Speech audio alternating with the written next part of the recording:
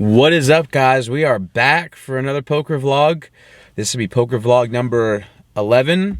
But yeah, it's been like 3 weeks since I've been to Alpharetta. Tournament. They do tournaments obviously every Saturday.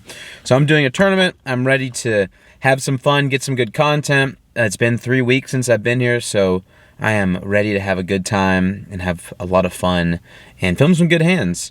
So I don't know. I've been super busy. You saw I went to Cherokee a couple weeks ago, had the Grand Championship last weekend, so it'll be good. A nice change of pace to just relax, sit back, and have some good fun poker. So anyways, yeah, wearing the merch again today. I like it. I'm feeling really good about how I've been playing recently, so hopefully I can continue to play that way, or that way, whatever. But anyways, I love you guys. Please like, subscribe, comment, and enjoy the video. What is up, guys? Back for another poker vlog. First hand of the night is we have Ace-5 offsuit. Sorry if my voice is gone. I just got done coaching a wrestling match. It's late at night. I just finished eating. So yeah, I'm pretty tired, but no, always love editing and filming these poker vlogs. I love for you guys to be able to see my hands and see how I play. But yeah, I'm just going to call with the 5 ace offsuit. It's early on. And flop's going to come 3, 6, 8 rainbow. So nothing really nothing really hits. Sure, I could go runner for a straight, but at this point, I'm just going to check. And then an ace comes off. So at this point, there's a chance that 2 other people could have aces, but I'm going to bet in and see. I'm going to bet for 200, and I'm going to get 3 callers. So 3 think I'm bluffing, which is fine. That just means I'm going to make more money off this hand. Though it's not a good kicker, if it was a good kicker, we probably would have been raised pre-flop. So I'm thinking that I'm ahead right now. There's probably maybe a heart draw. And when the 4 of diamonds comes off, that means there's probably going to be 5-7, or there would be 5-7 for the straight. There'd be 2-5 for a straight. But I'm going to practice getting some, like, what's the word I'm looking for? Like marginal gains or marginal, like, profit. And I bet for 315, hoping for a call, and everyone folds, so I win that first hand. So yeah, guys, I moved tables for this one, pocket nines. But yeah, just to tell you, like, I think the word I was looking for was thin value. I see a lot of poker vloggers talking about it. Essentially what thin value is, it's when you have the best hand and you want to get just a little bit extra value, not being too scared to just check it, but getting a little bit of thin value. And for me, when the 10 and 2 6s hit, I've got second pair. I'm going to raise to 600 and see where I'm at. And I'm immediately going to get re-raised by the player to my left. So you see that. I raised 600. He raised to 1,600. So I'm a little bit, intrigued. I was like, maybe does he have a 6? I don't think so. So I'm putting him on top pair with a top kicker, possibly. So I'm thinking like ace-10. Oh my goodness. And then a 9 hits.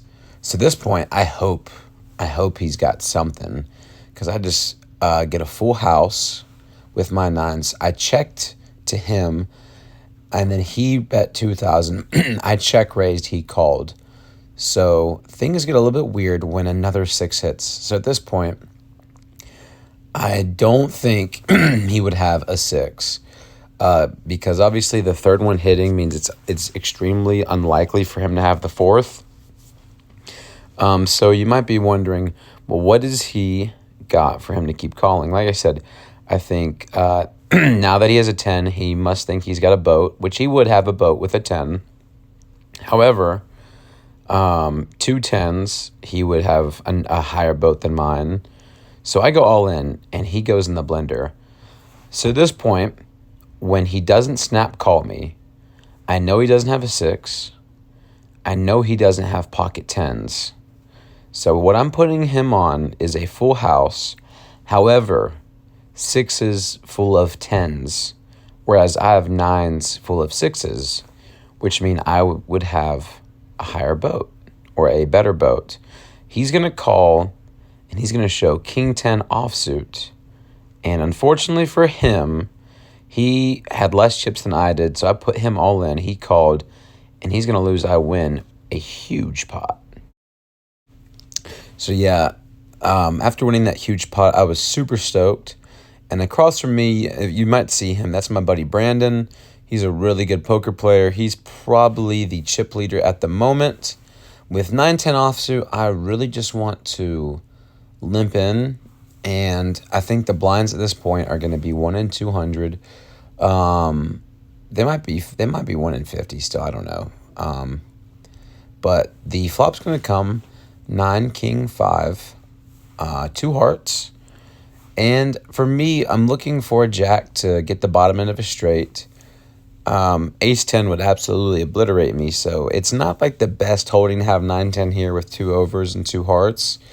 But you never know. People could have worse hands. That being said, I want to go for a check. I may call just one time to see if I can get the bottom end of that straight. Given that I have a 10, so that's going to take some other 10s out of other people's holdings. So I do call the initial raise, and the turn is going to be the 3 of spades. So absolute brick. At this point, I'm going to fold, not having any pair, not having any equity, essentially. A jack, just seems waiting for a jack would be extremely tough, so I'm going to end up folding this hand. All right, guys, so now on to one of the more interesting hands of the night. So I'm in the big blind, and the blinds are 4 and 200. And when I get ace-jack offsuit, here's what I initially think being in the big blind. I'm either going to call about any raise that's not... Well, actually, there's nothing that really scares me when I have ace-jack, to be honest with you. I'm going to raise it 1,200 or a 3-bet it, essentially, if I get there. And it ends up going to be the first option. So you'll see my buddy Brandon, he's across from me. He puts in a raise to 1,200. I make the call with ace-jack, hoping to see one of those 2 cards on the flop. And I see the jack of hearts. So comes king of diamonds, jack of hearts, 5 of clubs. Pretty solid board for me. I do not like the king on there, but I love hitting middle pair. I'm going to not really bluff this, but I'm going to bet having the jack. I'm going to bet 1,200 more, so I'm going to continue my 1,200 bet. And Brandon's going to think about this, and he's going to make the call. And then the player to his left is going to fold, and we're going to have one more fold. So we are going to get to a turn here soon. I would love to hit an ace, don't get me wrong.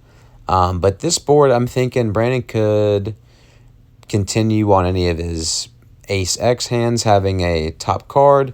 He could be possibly, I don't know, maybe slow playing a king or a jack. Not slow playing, but playing a king or a jack in this way. I don't know. I'm just waiting to see how the turn goes, if it will improve me. So what I'm initially hoping for is an ace, but we're going to get the 10 of spades. And when this card comes, it's very, very weird because ace-queen gets there. So could he have continued open-ended? Sure, he could have done open-ended, and maybe he just got there. He could have continued with anything, but he's actually going to be the aggressor on the turn. He raised to 2,600, and I'm putting the blender right here. I don't know what to think. I don't have a king. Ace-queen makes a straight. At this point, I'm really not loving life. 9-queen beats me. But I'm not ready to fold just yet. So I put in the call for 2,600. And things are going to get extra weird when the river is the ace of spades. So you would think that I love this card giving me 2 pair, top pair in particular. The answer is no, guys. So that board is extremely connected. Any queen makes a straight, and we both know this. So action goes check, check. And we just laugh. We both had the same hand. We chopped the pot. All right, guys. So I actually got a lot of hate for this hand. I got ace-king offsuit, and I see so many YouTubers that I watch mess up with this hand. To me, ace-king is a really good hand pre-flop. Honestly, though, I think it's much more better of punishing limpers. So I put out a bet for 3,600. Everyone had limped to me to this point. I'm on the button. And these guys are actually kind of mad about this. They're like, what are you doing raising that much? And the truth is, I have the strongest hand in the game that's not suited and is not a pocket pair. Pre-flop, I'm not going to slow play this. I'm going to get to heads up. That's my goal, is to get to heads up. So my goal is to get maybe one non-believer. But everyone's going to end up folding to me. And you guys might think it was a dumb move. Ace-king does not play very good post-flop with 5 or 6 people in the hand. It's much more better heads up. But for me, I want to go ahead and get all that dead money. I would rather win 1,200 to 1,500 pre-flop than to lose 5,000 post-flop because I can't get rid of my ace-king. So yeah, I had a lot of people kind of give me some hate for it, but not mean at all. Just kind of like, what are you doing? But no, I love my decision making in this point. I think when you have a really strong hand, you need to go ahead and protect it, get to heads up, because I think I'm ultimately a better heads up player than I am in a group of 4 or 5, so I could end up winning that hand. All right, guys, next hand is 4-2 offsuit. You gotta love the old big blind special. Yes, I typically would not play this late in game when the blinds are a 6 and 300. But I'm in the blinds, so I'm just going to check. And I have my 4-2 offsuit, and we're going to get a pretty all right flop of 3-2-5 rainbow. So I'm open-ended. I have a pair of 2s. I really don't feel like slow playing this. I'm not going to check at least. I'm going to put in a raise of 600 because open-ended for a straight means I can get a lot of money on a turn or river, but they end up folding, and I win that small hand. All right, guys, one of the more wild hands of the night, King 8 of hearts. So it's suited, which is whatever. I guess it's 2% better, something like that, than King 8 offsuit. Doesn't matter. I'm going to put in a call with King 8. Sorry, I'm yawning. I'm tired. Keep it real for y'all. But yeah, with King 8, hoping to get an all right flop. Would love some hearts.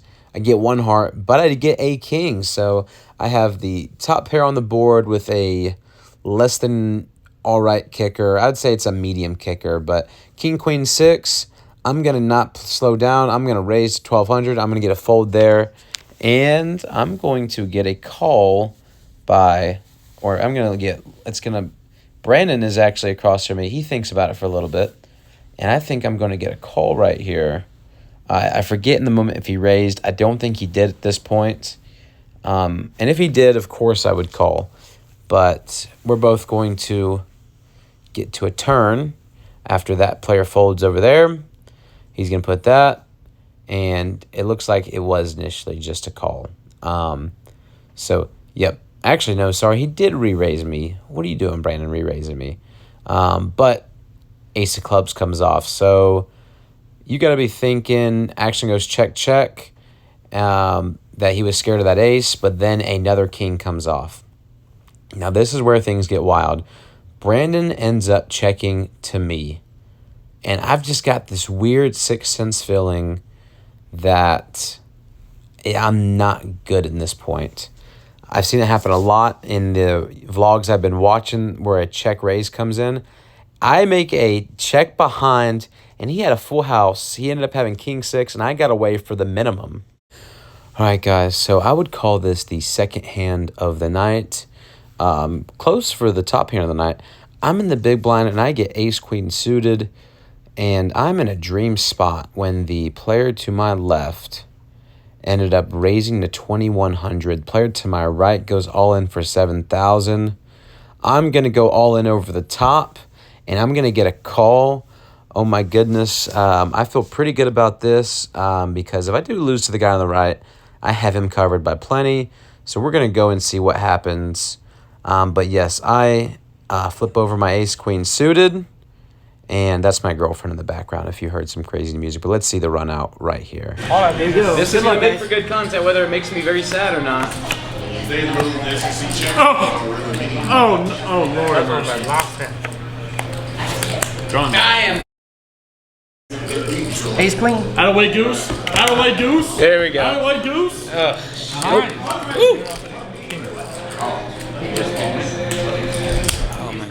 So yeah, I had to bleep it there because, I'm trying to get monetized, and the guy that I beat to the left was not very happy, but he was a good sport. But I get queens here on the button.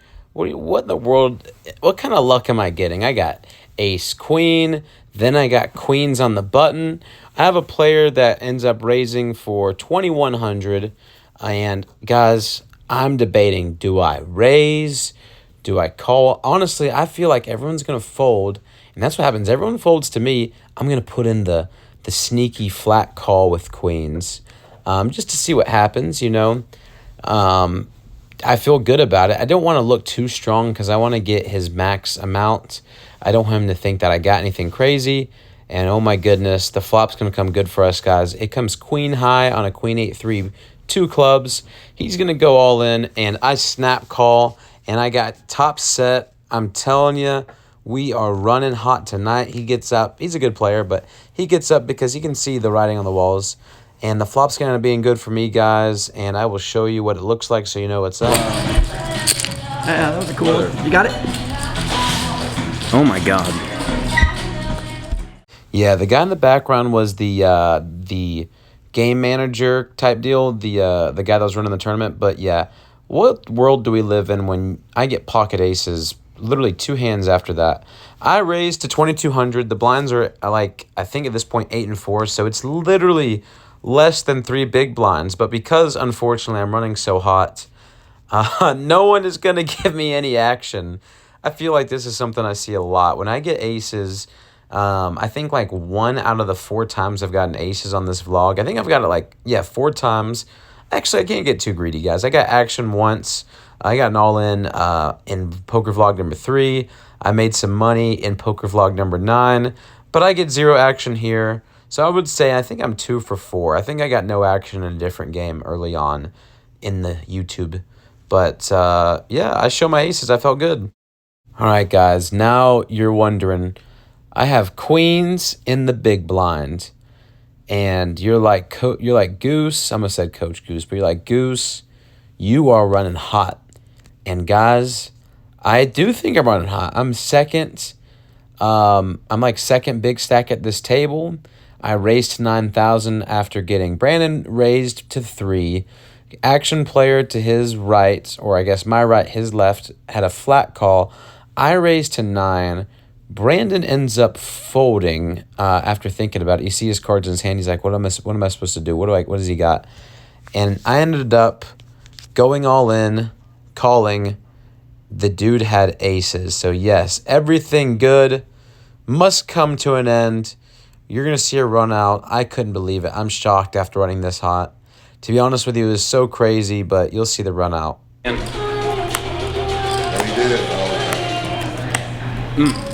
Wow, what a crazy poker vlog. Honestly, I was running so hot, even until the very end. I got queens in the big blind. So what happened was I had a raise to 3,000. Music to my ears. Blinds are 1 in 5. Call.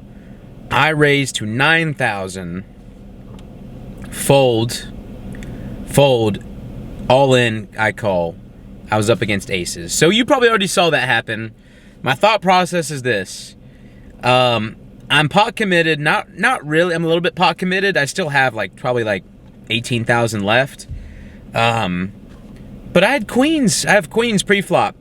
Now, could I have gotten away? Yes. I'm beating ace-king. I'm losing to 2 hands in the game. Kings and aces. Based off of how everything went, I had a call, not a raise, just a call. Beautiful move by my opponent. I have nothing but good things to say. That was a great move because he probably knew that someone was going to raise, and then he was easy shove for him. I just don't, based off how it went, it was a great play. It was a great play. Honestly, I would have, me being the young player that I am, I would have re-raised him, and then I maybe would have got nervous. I would probably still call with pocket queens pre-flop. And what's crazy is the board came no face cards. So, nothing scary. Nothing scary at all. So, that being said, I'd probably go all in no matter what. I definitely believe in my queen. It wasn't connected, no straights, no flush showing. So, unfortunately, today was the day where I was queens and the other guy had aces. Other days, I've had the aces and they've had queens. So, I don't know. I'm not mad, though. A lot of fun. It was extremely exciting. I think that I'm getting way better at this game, though. Just a bad beat, you know? You ask anyone, they probably go with their queens. I mean, queen, king I get away from. Maybe ace, king. Ace, king I probably still call, but it is what it is. Jacks I fold. But anyways, sorry.